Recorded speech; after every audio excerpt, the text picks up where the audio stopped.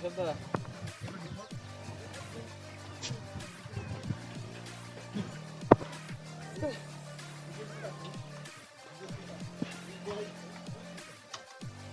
মুর্শিদাবাদের দুটি আসনে লোকসভা নির্বাচন, এর মধ্যেই আবারও বোমা উদ্ধার মুর্শিদাবাদের বহরমপুর লোকসভা কেন্দ্রের বেলডাঙ্গাতে। মাড্ডা পঞ্চায়েতের মাড্ডা গ্রামে পুকুর পাড় থেকে বোমা উদ্ধার হয় বলে পুলিশ সূত্রে খবর। জানা গেছে, রবিবার রাতে মাড্ডা এলাকায় একটি পুকুর পাড়ে বোমা পড়ে থাকতে দেখেন স্থানীয়রা। খবর পেয়ে ঘটনাস্থলে পৌঁছয় পুলিশ।